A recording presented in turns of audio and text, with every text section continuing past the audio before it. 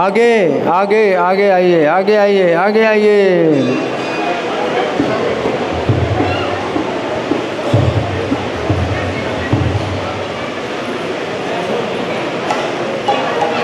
कीर्तन करेंगे, कीर्तन।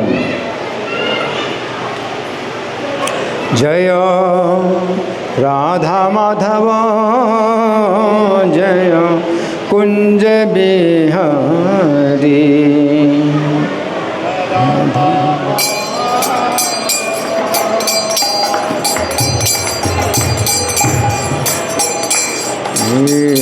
जय राधा माधव जय कुंज बिहारी।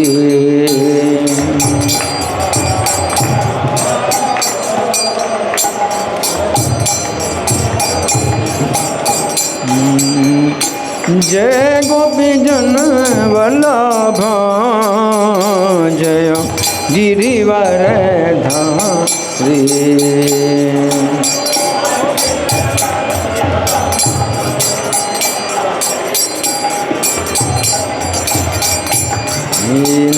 जय गोपीजन वल्लभ जय गिरिवर धारी।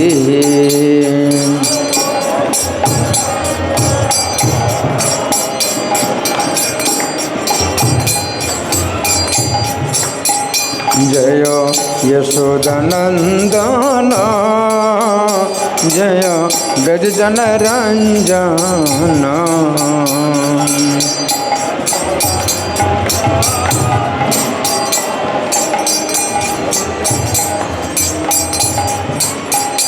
जय यशोदनंदन जय ब्रज जन रंजन।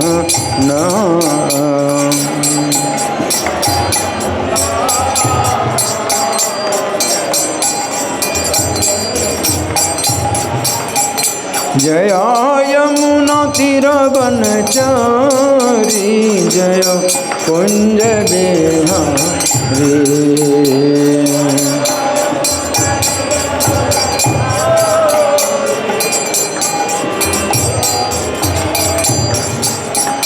जय यमुना तीरवनचारी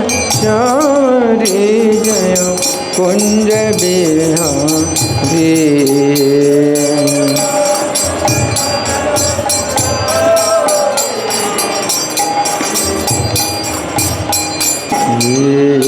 जय राधा माधव जय कुंज बिहारी।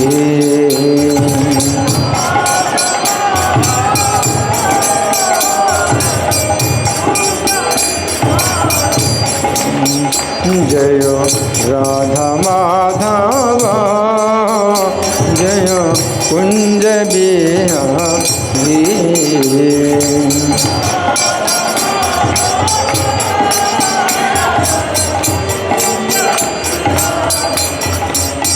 निताय गौर हरि बोल, हरि बोल, हरि बोल, हरि बोल।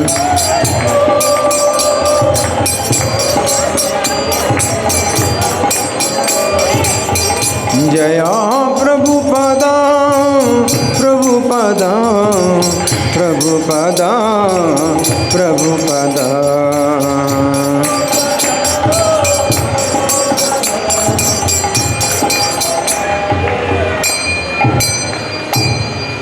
सब लोग कृपा करके घुटनों पर बैठें और माथे को ज़मीन में लगाएं। जब तक जयकारा होगा सभी लोग घुटनों पर बैठें और माथे को ज़मीन में लगाएं।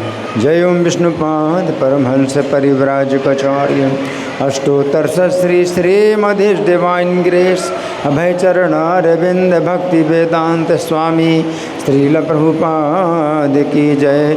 नित्य लीला प्रविष्ट इस्कॉन फाउंडर आचार्य saviour of the whole world Srila Prabhupada की जय। नामाचार्य हरिदास ठाकुर की जय। प्रेम से कहो श्री कृष्ण चैतन्य प्रभु नित्यानंद श्री अद्वैत गदाधर श्रीवासादि गौर भक्त वृंद की जय। श्री श्री राधा पार्थ सारथी ललिता विशाखा गोप गोपिका श्याम कुंड राधा कुंड गिरे गोवर्धन की जय। श्री श्री गौनताई की जय। श्री श्री सीताराम लक्ष्मण हनुमान की जय। श्री श्री लक्ष्मी नरसिंह प्रहलाद महाराज की जय। समवेत भक्त वृंद की जय। अनंत कोटि वैष्णव वृंद की जय। इस्कॉन वर्तमानाचार्य वृंद की जय। श्रीमती तुलसी शालिग्राम जलदान महामहोत्सव की जय। श्री चंदन यात्रा महामहोत्सव की जय।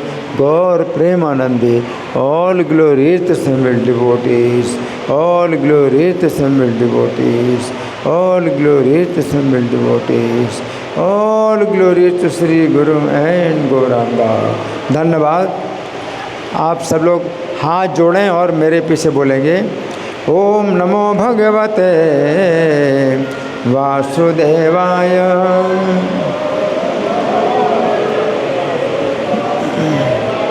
ओम नमो भगवते वासुदेवाय।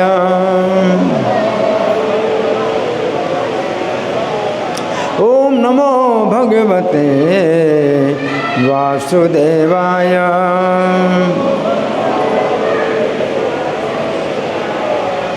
ग्रंथराज श्रीमद् भगवद गीता यथारूप अध्याय का नाम है गीता का सार और श्लोक संख्या है 56।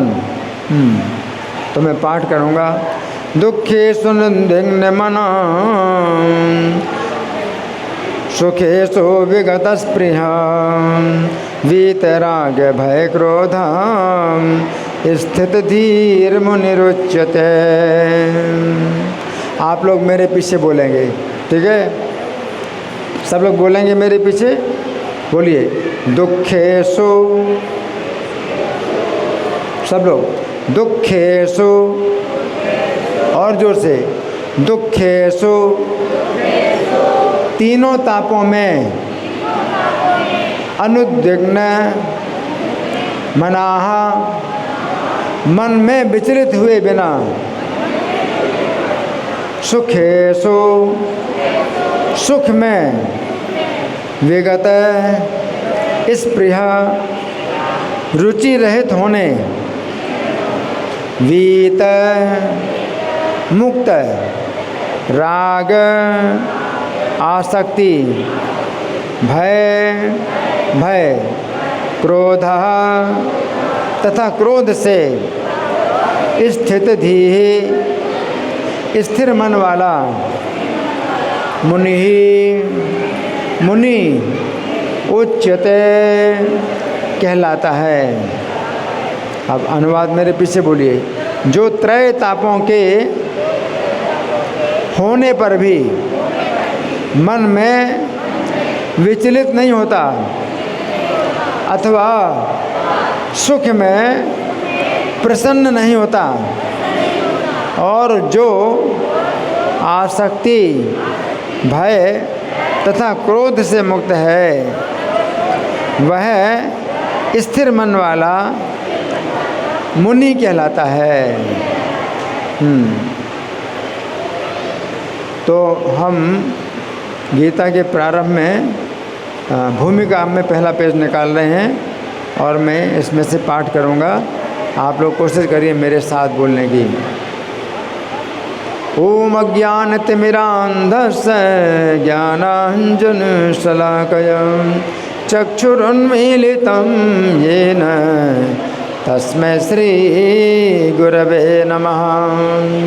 श्रीचैतन्यमनोभीष्टं स्थापितं येन भूतले स्वयं रूपः कदा मह्यं ददाति स्वपदान्तिकं वन्देऽहं श्रीगुरुं श्रीयुतपदकमलं श्रीगुरून् वैष्णवांश्च श्रीरूपं साग्रजातं सहगण रघुनाथान्वितं तं सजीवं साद्वैतं सावधूतं परिजनसहितं कृष्णचैतन्यदेवं श्रीराधा कृष्णपादां परिजन सहगण ललिता श्रीविशाखान्वितांश्च हे कृष्ण करुणा सिंधो दीनबंधो जगत्पते गोपेश गोपिका कांत राधाकांत नमोस्तुते तप्त कांचन गौरांगी राधे वृंदावनेश्वरी वृषभानुसुते देवी प्रणमामि हरिप्रिये वाञ्छाकल्पतरुभ्यश्च कृपा सिन्धुभ्येव च पतितानां पावनेभ्यो वैष्णवेभ्यो नमो नमः। जय श्री कृष्ण चैतन्य प्रभु नित्यानंद श्री अद्वैत गदाधर श्रीवासादि गौर भक्त वृंद। हरे कृष्णा कृष्ण कृष्ण हरे हरे हरे राम राम राम हरे हरे। नमो विष्णुपादाय कृष्णप्रेष्ठाय भूतले श्रीमते भक्तिवेदांत स्वामिनिति नामिने। नमस्ते सरस्वती देवे गौरवाणी प्रचारिणे निर्विशेष शून्यवादी पाश्चात्य देश तारिणे। इस श्लोक फिर से निकालेंगे, इस श्लोक को समझेंगे। भगवान कह रहे हैं दुखेषु अनुद्विग्न मना, जो दुखों में उद्विग्न नहीं होता, सुखेषु विगत स्पृहा, और सुखों में हर्षित नहीं होता, वीत राग भय क्रोधा, राग भय और क्रोध से जो मुक्त है, स्थित धीर मुनि रुच्यते, तो ऐसा मुनि स्थिर बुद्धि वाला कहा जाता है ना। तो अब हम सुनेंगे प्रभुपाद तात्पर्य में क्या लिखते हैं। श्रील प्रभुपाद की जय। मुनि शब्द का अर्थ है वह है जो शुष्क चिंतन के लिए मन को अनेक प्रकार से उद्वेलित करे किंतु किसी तथ्य पर ना पहुंच सके। तो प्रभुपाद क्या कह रहे हैं, मुनि आजकल के जो विचारक हैं, चिंतक है ना, तो उनके लिए भगवान मुनि शब्द का प्रयोग कर रहे हैं। आजकल के लोग जो विचारक हैं, चिंतक हैं, तो कुछ सोचते रहते हैं, तो शुष्क चिंतन करते हैं। जो विचारक लोग होते हैं, चिंतक होते हैं, तो वो करते क्या है, शुष्क चिंतन करते रहते हैं। शुष्क चिंतन का मतलब है कि जब भगवान की कथा नहीं होती है, भगवान के संदेश को नहीं बताया जाता, तो वो जो है केवल शुष्क चिंतन होता है।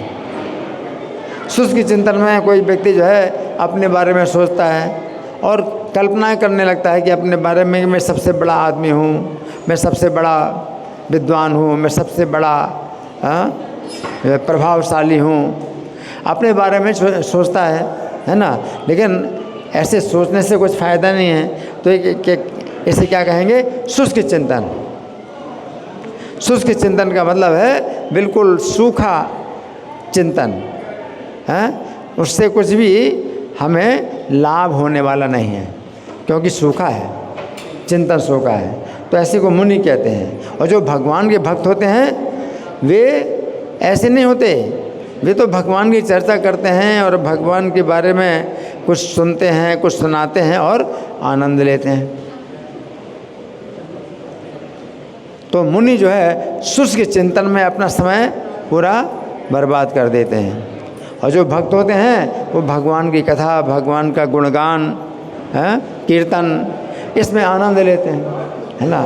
तो यहाँ प्रभुपाद लिख रहे हैं, कहा जाता है कि प्रत्येक मुनि का अपना अपना दृष्टिकोण होता है, और जब तक एक मुनि अन्य मुनियों से भिन्न ना हो तब तक उसे वास्तविक मुनि नहीं कहा जा सकता। न चामृष्य मतम न भिन्नम, महाभारत वन पर्व 313-117, है ना। तो यहाँ प्रभुपाद बता रहे हैं कि महाभारत के वन पर्व में क्या कहा गया है कि वो मुनि सच्चा मुनि नहीं है, जिसका मत दूसरे मुनियों से भिन्न ना हो। अपना अलग ही सिद्धांत निकालना, तो वो मुनि का ये काम होता है, अपना अलग सिद्धांत निकालना। लेकिन अलग सिद्धांत निकालने से कोई फ़ायदा नहीं है, क्योंकि जो भगवान का सिद्धांत है, भगवान के नियम है, उनके अनुसार हमें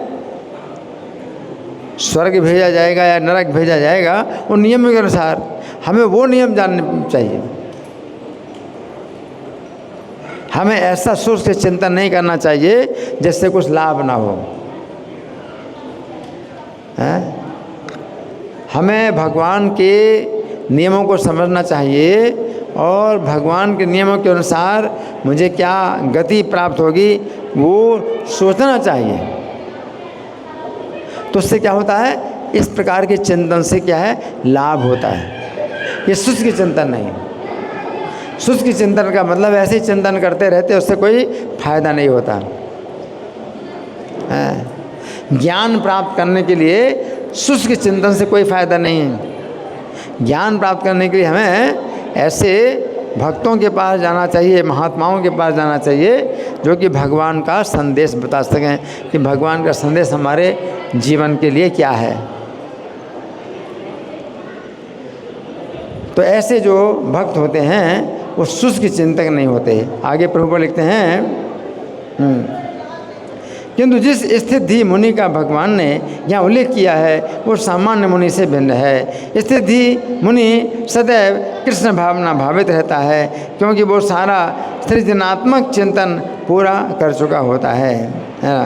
तो यहाँ प्रभुपाद क्या बताते हैं कि जो स्थिर बुद्धि वाला मुनि होता है वो कैसा होता है, कृष्ण भावना भावित रहता है, हमेशा कृष्ण का ही चिंतन करता है, कृष्ण का ही स्मरण करता है, और कृष्ण के गुणों का गान करता है। कृष्ण के गुणों का गान करना, है ना, तो ये अंतर है ना। तो वो जो है, जो स्थिर बुद्धि वाला व्यक्ति होता है तो उसकी बुद्धि स्थिर रहती है हमेशा, है ना। आगे, क्योंकि वो सारा सृजनात्मक चिंतन पूरा कर चुका होता है।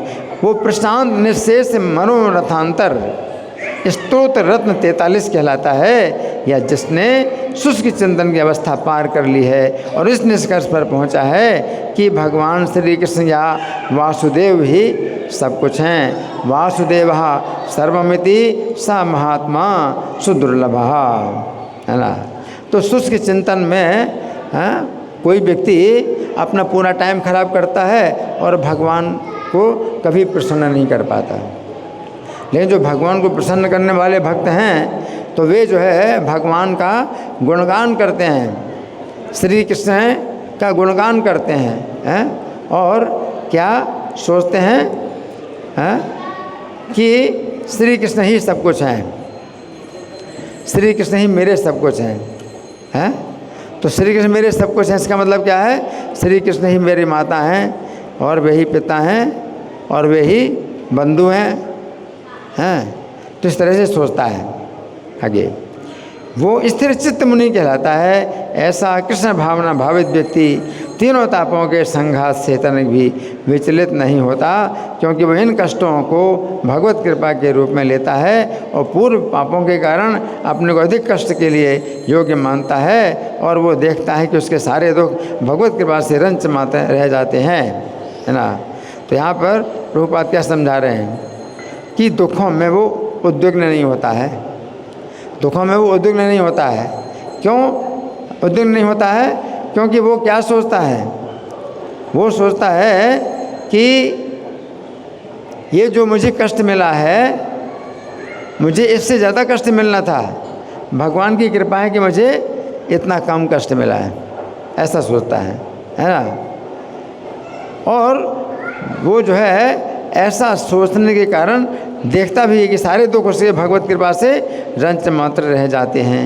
इसी प्रकार जब वो सुखी होता है तो अपने को सुख के लिए अयोग्य मानकर इसका भी श्रेय भगवान को देता है ना। अगर सुख है, अगर उसको सुख मिल रहा है तो वो अपना गुण नहीं मानता कि मेरी इतनी योग्यता है कि मैं सुखी हूँ, ये नहीं मानता है। बल्कि क्या सोचता है कि मुझे तो इतना सुख नहीं मिलना था, भगवान की कृपा से मुझे इतना सुख मिला है। तो जो भक्त होता है उसका चिंतन कभी सुख का नहीं होता, वो भगवान की कृपा का अनुभव करता है।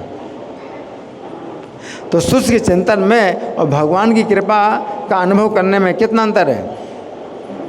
कितना अंतर है? जमीन आसमान का अंतर है। कितना अंतर है? जमीन आसमान का अंतर है। जो सुख के चिंतन है तो उसमें कोई व्यक्ति जो है अपने को ही मानता है कि सबसे बड़ा मैं ही महत्वपूर्ण हूँ, सबसे बड़ा मैं ही बुद्धिमान हो, अपने को ऐसा सोचता है ना। और जो भगवान का भक्त होता है तो वो क्या सोचता है कि भगवान की कृपा से मुझे इतना सुख मिला है, मैं तो इस सुख के आगे लायक नहीं हूँ, भगवान की कृपा से मुझे ये सुख मिला है, ऐसे सोचता है ना। और भगवान की सेवा के लिए तो वह सदैव साहस करने के लिए सन्नद्ध रहता है। वो राग या विराग से प्रभावित नहीं होता। राग का अर्थ होता है अपनी इंद्रिय तृप्ति के लिए वस्तुओं को ग्रहण करना, और विराग का अर्थ है ऐसी इंद्रिय आसक्ति का अभाव। किंतु कृष्ण भावनामृत में स्थिर व्यक्ति में न राग होता है न विराग, क्योंकि उसका पूरा जीवन ही भगवत सेवा में अर्पित रहता है। फलतः सारे प्रयास असफल रहने पर भी वो क्रोध नहीं होता है। यहाँ बताया गया वीत राग भय क्रोधा, कि वो उसको गुस्सा नहीं आता है ना। तो उसको गुस्सा क्यों नहीं आता? यहाँ बताया गया है कि सारे प्रयास असफल हो जाएं तो भी वो क्रोध नहीं होता, चाहे विजय हो या ना हो। कृष्ण भावना भावित व्यक्ति अपने संकल्प का पक्का रहता है ना। तो यहाँ पर प्रभुपाद का तात्पर्य समाप्त हुआ। अब हम सुनेंगे इस श्लोक की श्री भगवान ने कहा में कैसी व्याख्या हुई है। आप लोग बड़े ध्यान से सुनेंगे हैं। तो यहाँ पर भगवान क्या बता रहे हैं कि जिसकी बुद्धि स्थिर है तो उसकी पहचान कैसे होती है, हैं? उसकी पहचान कैसे होती है ना। तो यहाँ भगवान बता रहे हैं क्या उसकी पहचान ये होती है कि दुखों में उसका मन उद्विग्न नहीं होता, बल्कि वो प्रचार करता रहता है। कृष्ण भावना भावित व्यक्ति का जो है इतना ऊंचा धरातल होता है कि वो दुख का अनुभव करते हुए भी वो कैसे रहता है, उसकी बुद्धि स्थिर रहती है। अगर बुद्धि स्थिर है तो दुख में भी जो है आप ऊपर उठ सकते हैं, दुखों से ऊपर उठ सकते हैं। आप अपना दुख बता सकते हैं किसी को।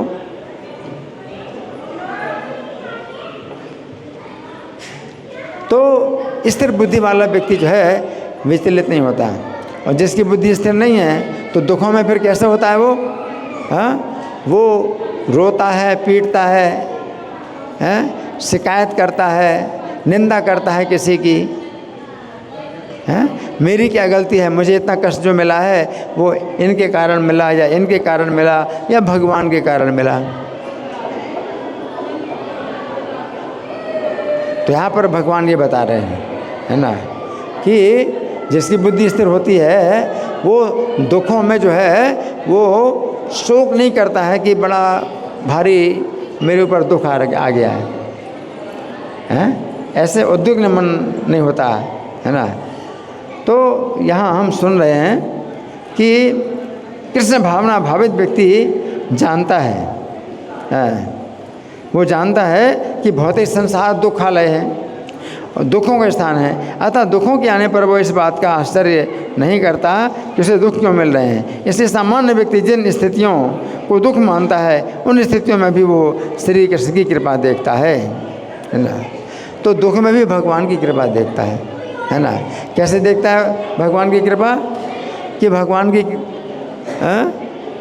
मुझे तो इससे ज़्यादा दुख मिलना था और मुझे दुख कम मिल रहा है, ऐसे सोचता है वो, है ना।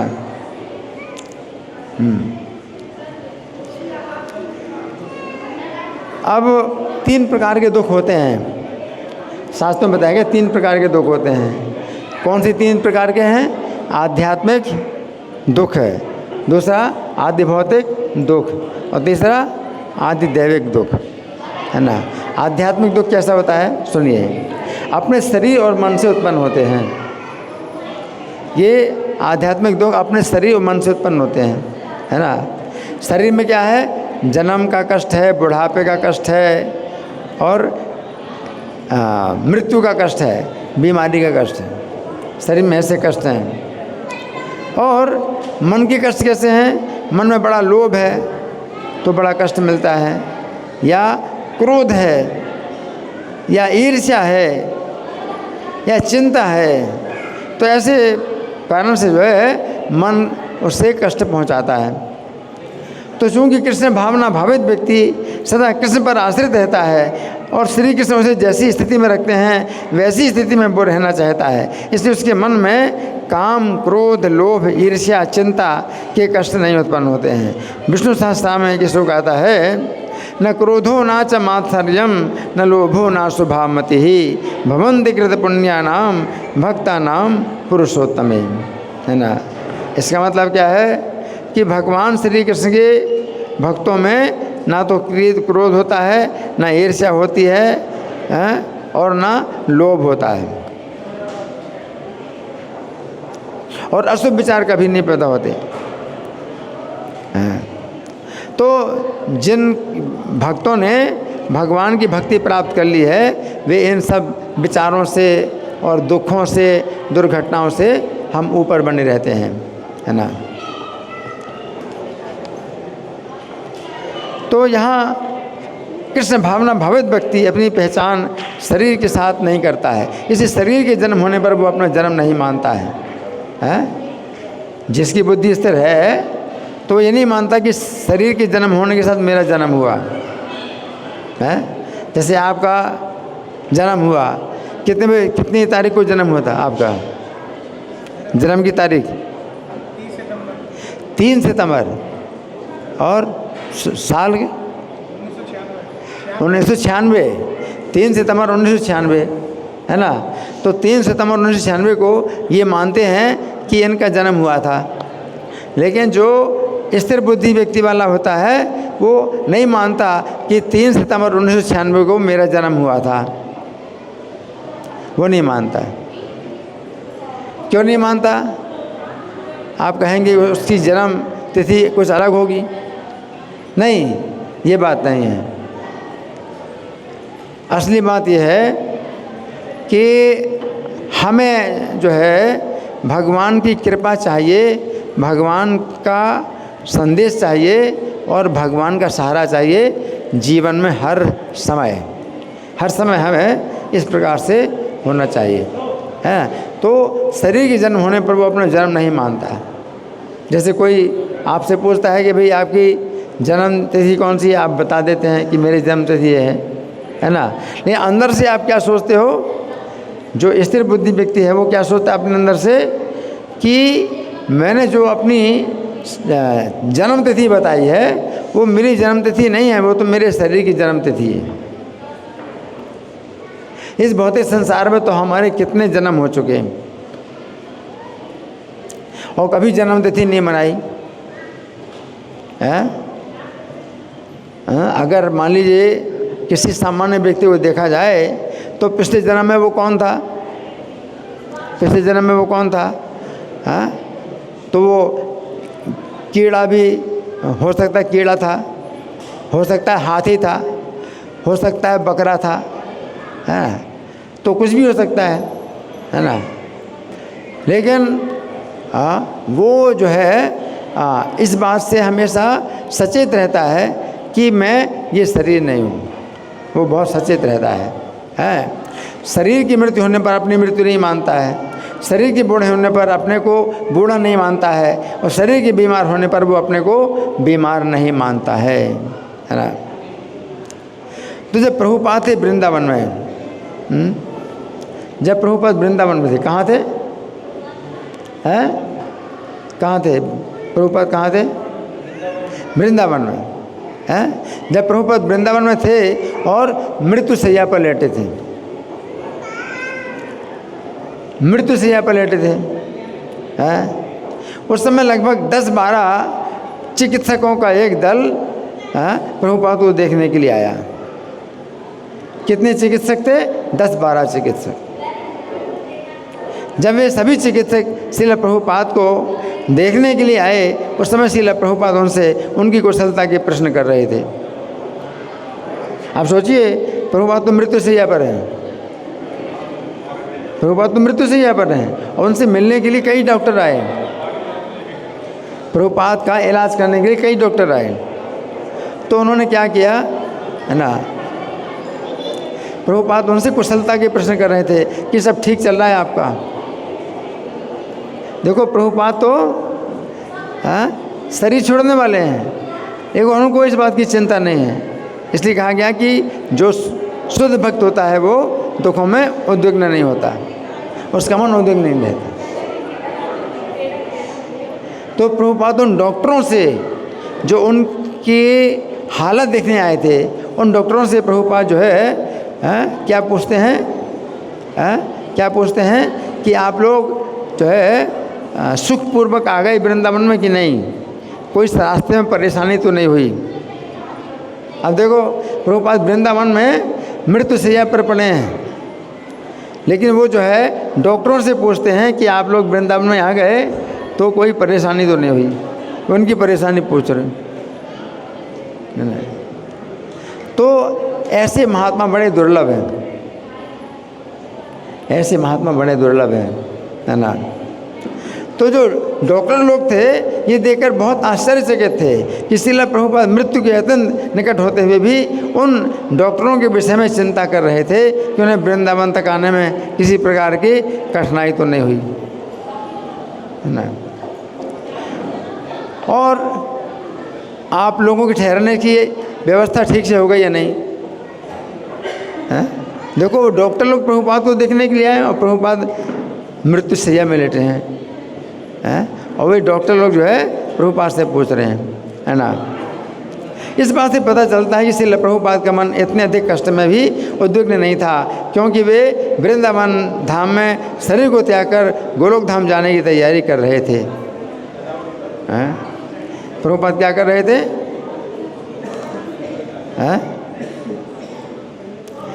कि शरीर को छोड़ करके कहाँ जाएंगे? भगवत धाम है। तो इसलिए उनको जो है किसी प्रकार की भी चिंता नहीं हो रही थी, है ना। इस प्रकार श्रील प्रभुपाद मृत्यु को भी श्री कृष्ण की कृपा समझते हुए अंतिम क्षण तक श्रीमद् भागवत की व्याख्या बोलते रहे। अब श्रील प्रभुपाद के एक बहुत प्रिय शिष्य थे, उनका नाम था जयानंद। क्या नाम था? जयानंद है। तो सुनिए बड़े ध्यान से, है। इन जयानंद को जब कैंसर का रोग हो गया और अस्पताल में भर्ती हुए, किनको? कौन अस्पताल में भर्ती हुए? जयानंद, है ना, अस्पताल में भर्ती हुए। उस समय उनकी मृत्यु निश्चित थी, परंतु वे ऐसी स्थिति में भी अस्पताल के रोगियों, चिकित्सकों और नर्सों को कृष्ण भावनामृत का उपदेश देते थे। अपने अंतिम दिनों में जयानंद प्रभु कहते थे कि ये रोग उन पर भगवान की सीम कृपा है।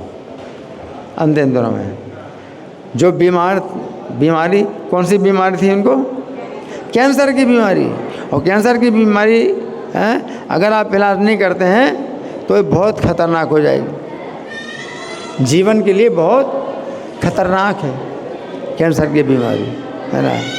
और प्रभुपाद क्या करते थे? अपने अंतिम दिनों में जयानंद प्रभु कहते थे कि ये रोग उन पर भगवान की सीम कृपा है। वे कहते थे मैं कभी भी कृष्ण भावनामृत का इतना अधिक आस्वादन नहीं कर सका जितना अब कर रहा हूँ।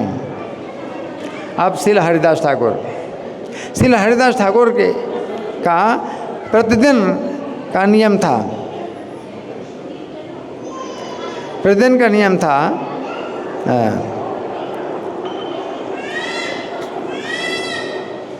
हाँ। तो हरिदास ठाकुर प्रतिदिन 3 लाख नामों का जप करते थे। अब बहुत वृद्धावस्था आ गई, बहुत वृद्धावस्था आ गई, तो उस समय 3 लाख नामों की संख्या पूरी करने में अब असमर्थ हो गए। अब 3 लाख नाम नहीं कर पाते हैं। उस समय उन्होंने प्रसाद भोजन करना भी बंद कर दिया। क्या? प्रसाद भोजन खाना बंद कर दिया। भगवान चैतन्य ने जब उनसे पूछा कि उनकी तबीयत कैसी है, अब सुनो ध्यान से, भगवान चैतन्य उनके पास आए और पूछे कि अभी तबीयत कैसी है, हैं? उनसे पूछते हैं। तो उन्होंने उत्तर दिया कि हमारी तबीयत तो ठीक है, लेकिन हमारी 3 लाख नामों की संख्या पूरी नहीं हो पा रही है, ये चिंता है। हरिदास ठाकुर को जब भगवान चैतन्य ने पूछा कि अभी तबीयत कैसी है, तो हरिदास ठाकुर ने उत्तर दिया। किस तरह का उत्तर दिया है? हाँ, हरिदास ठाकुर ने उत्तर दिया। क्या उत्तर दिया? कि तबीयत तो मेरी ठीक है, लेकिन मेरी नाम की संख्या पूरी नहीं हो पाती। जबकि हर आदमी पहले अपनी तबीयत बताता है कि मेरी तबीयत खराब है, मुझे ये हो गया है, वो हो गया है, तो कई प्रकार से अपनी तबीयत के बारे में बताता है कि बड़ा कष्ट मिल रहा है। हाँ? तो जयानंद प्रभु जो है उनको कैंसर का रोग हो गया, अस्पताल में भर्ती हो गए। अब मृत्यु निश्चित थी, परंतु फिर भी वे ऐसी स्थिति में अस्पताल के रोगियों को कृष्ण भावनामृत का उपदेश दे देते थे। जयानंद प्रभु अस्पताल में भर्ती थे। क्यों भर्ती थे? क्या हो गया था? कैंसर हो गया था। और कैंसर में क्या है? निश्चित है क्या? नहीं बचेंगे। लेकिन तो अभी वो बिल्कुल चिंतित नहीं थे। और वे क्या करते थे? अस्पताल के रोगियों को जो है कृष्ण भावनामृत का उपदेश देते थे। अपने अंतिम दिनों में जयानंद प्रभु कहते थे कि ये रोग मेरे ऊपर भगवान की असीम कृपा है, ऐसा भी बोला। क्या बोला उन्होंने? जो कैंसर का रोग है उसके बारे में क्या बोला? भगवान की बहुत बड़ी कृपा है, ऐसा रोग प्राप्त हो गया है। वे जानते थे मैं कभी भी कृष्ण भावना का इतना अधिक आस्वादन नहीं कर पाया जो अब कर रहा हूँ। तो जयानंद प्रभु जो है इस तरह से बोलते थे। अस्पताल में भर्ती हो गए तो अस्पताल के मरीजों को भी भक्त बनाते, उनसे भी माला जप करवाते, है ना। अच्छा, अब हरिदास ठाकुर की बात सुनो। हरिदास ठाकुर हमारे इस्कॉन संस्था के बहुत बड़े आचार्य हैं। कौन से आचार्य हैं?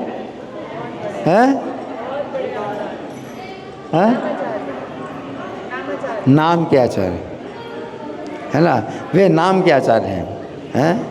तो जब वृद्धावस्था के कारण 3 लाख नामों की संख्या नहीं पूरी कर पाते थे। अब बहुत वृद्धावस्था आ गई तो 3 लाख नाम नहीं कर पाते थे, असमर्थ हो गए। उस समय उन्होंने प्रसाद भोजन करना भी बंद कर दिया। अब प्रसाद भोजन भी नहीं खाते तो शरीर क्या हो गया? और कमज़ोर हो गया। भगवान चैतन्य ने जब उनसे पूछा कि उनकी तबीयत कैसी है, तो उन्होंने उत्तर दिया कि उनकी तबीयत तो ठीक है। भगवान चैतन्य ने उनसे प्रश्न किया। वो कौन थे भगवान चैतन्य जिनसे पूछ रहे हैं? हरिदास ठाकुर, नाम के आचार्य हरिदास ठाकुर। तो भगवान चैतन्य ने उनसे पूछा कि आपकी तबीयत कैसी है? उन्होंने उत्तर दिया कि तबीयत तो मेरी ठीक है। अब देखो क्या उत्तर दिया? तबीयत तो मेरी ठीक है, परंतु मेरी 3 लाख 3 लाख नामों की संख्या पूरी नहीं हो पा रही है। देखो कैंसर की बीमारी है, हैं? और क्या बता रहे हैं कि मैं तो ठीक हूँ लेकिन मेरी माला का जो है जप नहीं हो पा रहा, 3 लाख नाम पूरे नहीं हो पा रहे, ऐसा बोल रहे हैं, है ना। इस बात से पता चलता है कि हरिदास ठाकुर को बुढ़ापे का कोई कष्ट नहीं था, उन्होंने भोजन बंद कर दिया था। इस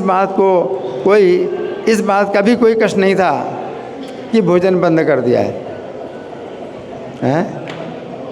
उन्होंने भोजन बंद कर दिया, इस बात का भी उन्हें कोई कष्ट नहीं। उन्हें केवल इस बात का कष्ट था कि उनकी 3 लाख नामों की संख्या पूरी नहीं हो पाती। उनको क्या शौक था कि 3 लाख नामों की संख्या पूरी नहीं हो पा रही, है ना। 3 लाख। जब भगवान चैतन्य ने उनसे कहा उन्हें 3 लाख नामों की संख्या पूरी करने की आवश्यकता नहीं है, वे अब नामों की संख्या को घटा सकते हैं, तो इसके उत्तर में श्रील हरिदास ठाकुर ने कहा कि वे ऐसा नहीं करना चाहते हैं, बल्कि उनकी इच्छा है कि मैं वो हरिदास ठाकुर कहते हैं मेरी इच्छा है कि मैं अब आपका मुंह देखते हुए अपने प्राणों का त्याग करूं। हरिदास ठाकुर चैतन्य महाप्रभु ने पूछा कि आपकी अंतिम इच्छा क्या है, तो उन्होंने क्या कहा, मेरी अंतिम इच्छा है कि क्या बताया उन्होंने, अंतिम इच्छा क्या है, अंतिम इच्छा उन्होंने क्या कहा कि मैं आपका मुंह देखते हुए अपने प्राणों का त्याग करूं।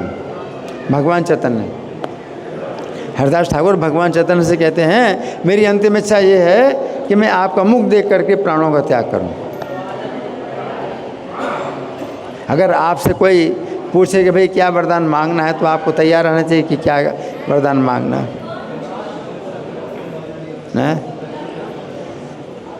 हमें कैसा वरदान मांगना चाहिए कि हमें श्री कृष्ण का अंतकाल में दर्शन हो,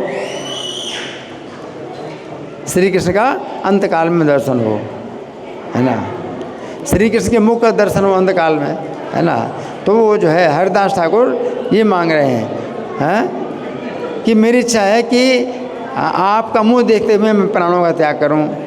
इस बात से पता चलता है कि भगवान के शुद्ध भक्त मृत्यु जैसे कष्ट के सामने उद्विग्न नहीं होते हैं, बल्कि वे मृत्यु को भगवान की कृपा समझकर एक बहुत बड़ा अवसर मानते हैं।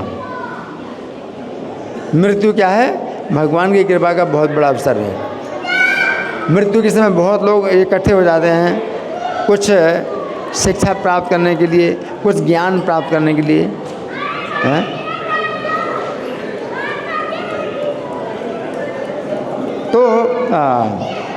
तो हरिदास ठाकुर ने भगवान चैतन्य से ये प्रार्थना की। क्या प्रार्थना की? भगवान चैतन्य से क्या प्रार्थना की हरिदास ठाकुर ने? हाँ, मैं आपका मुंह देखते हुए अपना प्राण त्यागना चाहता हूँ। ये तो इस तरह की जो है हमें तैयार रहना चाहिए कि हम भगवान से क्या मांगें। अगर भगवान हमसे कहें कि आप मांग लो क्या चाहिए, तो आपको पहले से तैयार होना चाहिए कि भगवान क्या कहेंगे और मुझे क्या कहना है।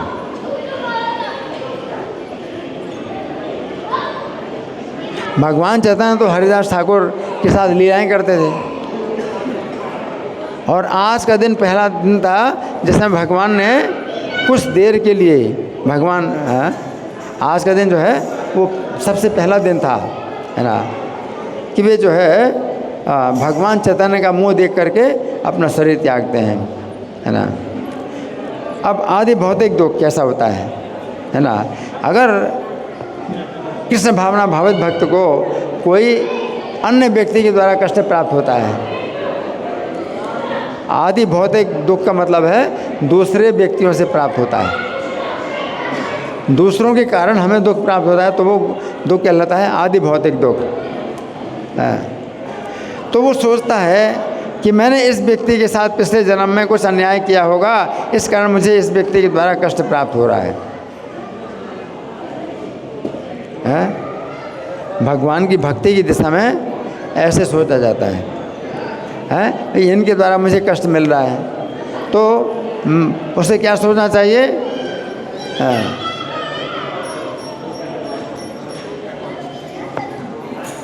हाँ, उसे क्या सोचना चाहिए कि पिछले जन्म में हमने इनके साथ कुछ अन्याय किया होगा, इस कारण इन्होंने हमारे साथ ऐसा किया है, ऐसा है ना।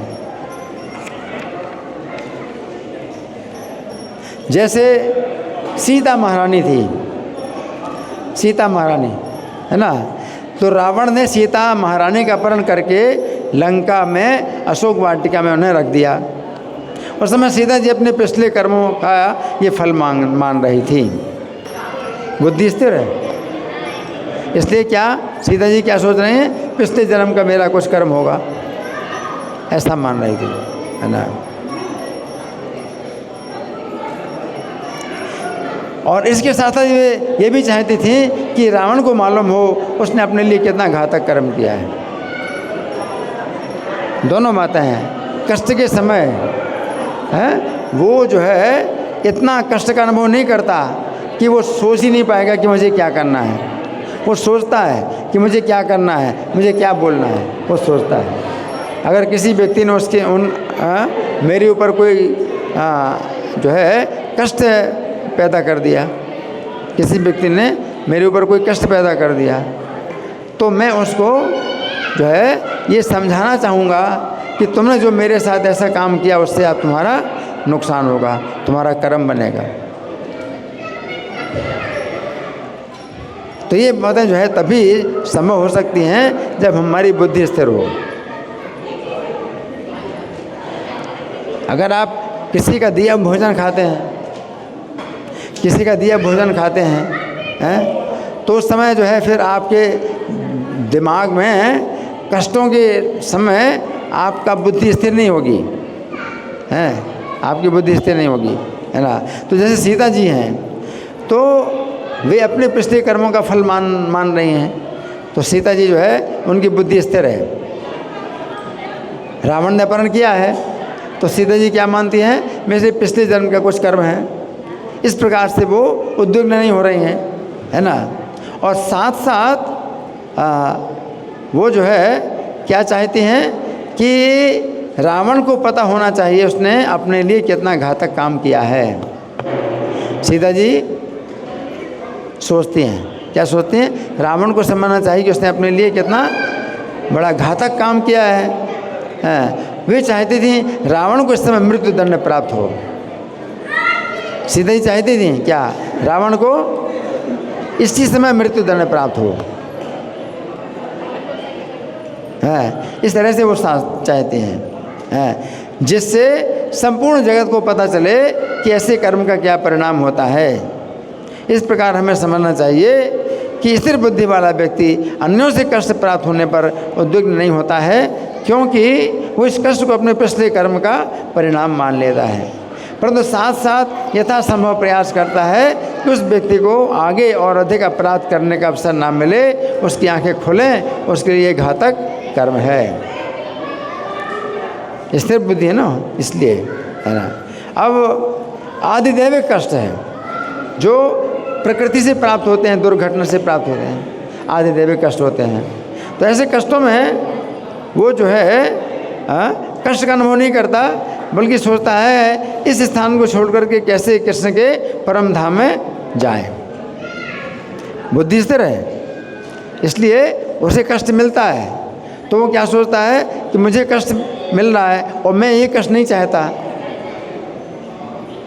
है मैं ये कष्ट नहीं चाहता, मुझे कष्ट मिल रहा है, मैं ये कष्ट नहीं चाहता। तो जब ऐसा वो सोचता है कि ये संसार दुखों का स्थान है और हमें शीघ्र स्थान छोड़ करके श्री कृष्ण के परम धाम में जाना है ना। तो सुनामी की घटना हुई थी कई साल पहले, सुनामी की घटना हुई थी। इस घटना के कारण जो इस्कॉन के भक्त थे उनको अवसर प्राप्त हुआ कि सभी को सचेत करें, क्योंकि भौतिक जगत कितना भयानक है। लोग इस घटना से बहुत उदास हुए, क्योंकि वे इस भौतिक संसार को एक सुरक्षित स्थान मानते थे, परंतु कृष्ण भावना भावित भक्त जानता है कि भौतिक प्रकृति के द्वारा ये भौतिक शरीर उत्पन्न होता है और कुछ समय के बाद, कुछ समय तक पलता है, अंत में विनष्ट हो जाता है, तो वो उद्विग्न नहीं होता है ना। अब भगवान क्या कहते हैं, सुखों में जो आसक्त नहीं होता है। तो कृष्ण भावना भावित व्यक्ति सुखों में आसक्त ना होकर सदा कृष्ण भावनामृत के प्रचार कार्य में लगा रहता है? सुखों में आसक्ति नहीं होती उसकी। वो क्या चाहता है, कि वो कृष्ण भावनामृत के प्रचार कार्य में लगा रहता है। और कृष्ण भावना भावित व्यक्ति जब सुखी होता है तो अन्य लोग उसे सुखी देखकर ईर्ष्या करते हैं। उस समय वो अपने सुख को ऐसा अवसर मानता है जिसमें वो अन्यों को आश्वस्त कर सके कि वे भी कृष्ण भावना भावित बनकर सुखी हो जाएं। तो सुखों में आसक्त नहीं है प्रभुपाद, जो है सुखों में आसक्त नहीं है, लेकिन उनको जो है सुखी देख करके लोग ईर्ष्या करते हैं। तो वो जो भक्त है ऐसा अवसर का लाभ उठाता है, कि जैसे हम सुखी हैं ऐसे तुम भी सुखी बनो। इसलिए आप अपने सिर में भी कुछ हथियार मार लो, अपना शरीर का कुछ अंग भंग कर लो, जिससे आपको याद रहे कि भौतिक संसार में कितने कष्ट हैं।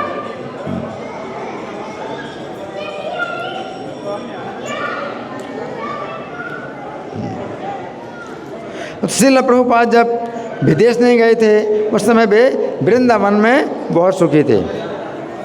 कहाँ पर? वृंदावन में बहुत सुखी थे। परंतु वे इस सुख का त्याग करके विदेशों में कृष्ण भावनामृत का प्रचार करने के लिए गए। कितना वृंदावन में कितनी सुविधा थी उनके रहने में, लेकिन उस सुख को त्याग दिया और क्या करे, विदेशों में कृष्ण भावनामृत का प्रचार करने के लिए गए। और वृंदावन के सुखी वातावरण में रहते थे। उन्हें अपने गुरु की आज्ञा का बारंबार स्मरण होता था कि तुम पढ़े लिखे नवयुवक हो, अतः तुम श्री चैतन्य महाप्रभु के संदेश का अंग्रेजी भाषा में प्रचार क्यों नहीं करते। तो श्रील प्रभुपाद ने वृंदावन के सुख का त्याग किया। प्रभुपाद ने वृंदावन के सुख का त्याग किया और विदेशों में कृष्ण के संदेश का प्रचार किया। इसका अर्थ ये नहीं है कि प्रभुपाद वृंदावन से दूर हुए, ऐसा नहीं। इसलिए प्रभुपाद ने विदेशों में भी वृंदावन की अनेक शाखाएं खोली। इस प्रकार प्रभुपाद श्री कृष्ण और वृंदावन के और भी अधिक निकट आए।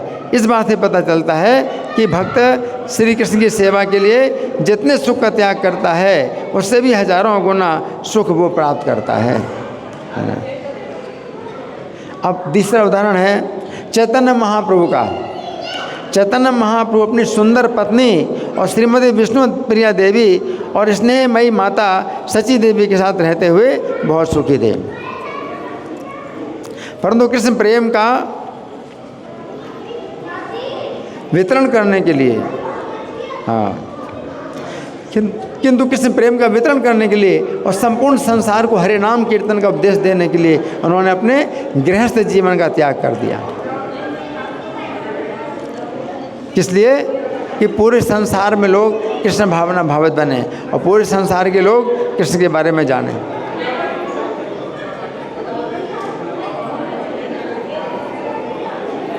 तो श्री चैतन्य महाप्रभु सभी प्रकार के भौतिक सुखों का त्याग करके सभी को श्री कृष्ण के नामों का कीर्तन करने का उपदेश देते थे। चैतन्य महाप्रभु सभी को उपदेश देते थे, कीर्तन करने का उपदेश देते थे। चैतन्य महाप्रभु को श्रीमद् भागवत में कृष्ण वर्णम कहा गया है। कृष्ण वर्णम का अर्थ है ऐसा व्यक्ति जो सदा कृष्ण का वर्णन करे, सदा कृष्ण का वर्णन करते है ना। तो दुखों में भी जो है चैतन्य महाप्रभु उद्विग्न नहीं होते थे कि मेरे ऊपर ये दुख क्यों आ गया, वो दुख क्यों आ गया। वो तो कीर्तन में नृत्य करते थे और गिर जाते थे, बहुत चोटें लगती थी। तो चैतन्य महाप्रभु ने हमेशा उपदेश दिया क्या? कृष्ण का वर्णन करो, कृष्ण का गुणगान करो, ऐसा उपदेश दिया चैतन्य महाप्रभु ने, है ना। तो राग भय क्रोध से मुक्त है। तो दो बातें तो बताई अपने बारे में कि जो स्थिर बुद्धि वाला व्यक्ति होता है तो अपने शरीर के जो सुख हैं दुख हैं इनमें जो है वो व्यथित नहीं होता, बल्कि कृष्ण की चर्चा करता है। शरीर के जितने भी दुख होते हैं उनकी चिंता ना करके वो कृष्ण का गुणगान करता रहता है हमेशा, वो है ना। और वीत राग भय क्रोधा, उसके अंदर राग और भय और क्रोध में हमेशा के लिए चले गए। दुखों में भी जो है, दुखों में भी वो जो है द्वेष नहीं करता। कोई दुख आ जाता है तो हमें फिर बड़ा दोष होता है, द्वेष होता है कि दुख क्यों आ गया मेरे पर, हैं। लेकिन दुखी तो नहीं मना, दुखों में वो द्वेष नहीं करता। और सुखेशु विगत स्पृहा, सुखों में भी ये नहीं मानता कि ये मेरा अधिकार है कि मुझे सुख मिलना चाहिए, बिना किसी आसक्ति के रहता है ना। तो यहाँ पर बताया गया है कि वो मौन धारण करने वाला है, मौन धारण करने वाला है। मतलब क्या है कि अगर कृष्ण भावना भावित व्यक्ति को जो है श्री कृष्ण के अतिरिक्त अन्य बातें करनी पड़े तो वो क्या करता है, मौन धारण कर लेता है। कृष्ण की चर्चा नहीं करनी है और फिर बेकार की चर्चाएं होंगी, हैं, तो क्या करता है, वो मौन धारण कर लेता है ना। वो उद्योग निर्माण नहीं होता। इसका अर्थ है कि वो दुखों में रोता नहीं है, चिल्लाता नहीं है, अपने दुखों का वर्णन नहीं करता है। इस प्रकार उसकी बोलने की शक्ति का दुरुपयोग होगा। वो दुखों में भी कृष्ण की चर्चा करता है, दुखों में भी क्या करता है, कृष्ण की चर्चा करता है। और भगवान कहते हैं सुखेशु विगत स्पृहा, सुखों में आसक्त नहीं होता है। इसका अर्थ है सुख के समय अपने सुख का वर्णन करने में वो नहीं लगा होता है, बल्कि क्या करता है, वो केवल कृष्ण का वर्णन करता है ना।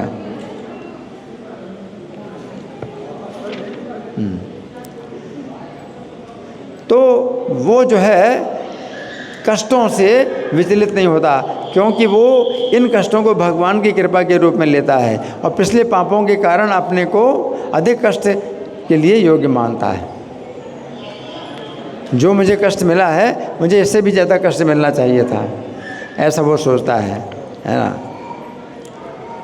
तो उसके सारे दुख श्री कृष्ण कृपा से रंच मात्र रह जाते हैं। इसी प्रकार जब वो सुखी होता है तो अपने को सुख के लिए अयोग्य मानकर इनका भी श्रेय भगवान को देता है। वो सोचता है कि भगवान की कृपा से मुझे इतना सुख मिला है और भगवान की सेवा से मैं और अच्छी तरह से कर पाऊँगा भगवान की कृपा से, है ना। तो यहाँ पर भगवान ये बता रहे हैं कि जो स्थिर बुद्धि वाला व्यक्ति होता है तो उसका मन उद्विग्न नहीं होता है, दुखों से उसका मन उद्विग्न नहीं होता और सुखों में उसका मन जो है आसक्त नहीं होता और उसके अंदर क्रोध नहीं आता है। जहाँ पर क्रोध करने का अवसर मिलता है वहाँ भी क्रोध ना करके वो कृष्ण की चर्चा करता है ना। तो यहाँ पर जो है भगवान ये बता रहे हैं कि स्थिर बुद्धि, जिसकी बुद्धि स्थिर है तो वो जो है क्रोध के वशीभूत नहीं होता। क्रोध के वशीभूत नहीं होता तो काम के भी वशीभूत नहीं होता कि काम क्रोध का जोड़ा है, काम क्रोध का जोड़ा है तो क्रोध के वशीभूत नहीं होता। इसका मतलब काम वासना के भी वशीभूत नहीं होता। उसी प्रकार से भय, उसके अंदर भय नहीं होता है, उसके अंदर किसी प्रकार का भय नहीं रहता, क्योंकि भगवान की कृपा से वो जो है जानता है कि अगर भगवान रक्षा करना चाहेंगे तो मेरी रक्षा नहीं हो सकती और भगवान अगर रक्षा नहीं करना चाहे तो कोई भगवान तो उसकी रक्षा नहीं कर सकता। उसको ये विश्वास रहता है। तो वीत राग भय क्रोधा, राग से मुक्त है तो द्वेष से भी मुक्त है। राग और द्वेष का जोड़ा होता है ना। जैसे कि मान लो किसी व्यक्ति का राग है कि हमारे गांव के वासी, ये हमारे गांव के हैं, ये हमारे गांव के हैं, तो उसमें राग होता है। जो मेरे गांव का नहीं है फिर उनसे द्वेष होता है। अगर आप अपने गांव वालों को देख करके आपको हर्ष होता है, तो फिर जो आपके गांव वाले नहीं हैं उनको देखोगे तो आपको क्या होगा? शोक होगा। तो वो जो है हर्ष का जो लक्षण है वो उन्होंने किसको माना? हर्ष। जो हर्ष है जिसमें राग राग है, तो राग और द्वेष, राग द्वेष और भय अभय और काम क्रोध, तो इन द्वंद्वों से वो मुक्त रहता है। जो भगवान का भक्त है उसका जो है बुद्धि जब स्थिर होती है तो वो इन द्वंद्वों से मुक्त रहता है। एक तो राग और द्वेष, अगर राग है तो द्वेष रहेगा, है ना। और उसी प्रकार से अगर भय है तो भय के साथ साथ जो है निर्भयता भी आती है ना। तो ये भी एक द्वंद्व है। और क्रोध है तो क्रोध के साथ साथ काम वासना भी होती है, काम और क्रोध, ये भी एक द्वंद्व है। तो उसकी बुद्धि अगर स्थिर है तो इन प्रकार के द्वंद्वों में वो जो है क्या करता है? कृष्ण का ही वर्णन करता है, कृष्ण का ही वर्णन करता है। उसको क्रोध भी अगर आता है तो क्रोध को रोक लेता है, कृष्ण का वर्णन करता है। तो कृष्ण के वर्णन में जो है, जैसे हमारे प्रभुपाद जी थे तो इतने समर्पित थे, कृष्ण के इतने समर्पित थे कि जिस समय उनका शरीर छूट रहा था उस समय भी वो डिक्टाफोन पर कृष्ण का वर्णन कर रहे थे, श्रीमद् भागवत के श्लोकों का जो है तात्पर्य दे रहे थे।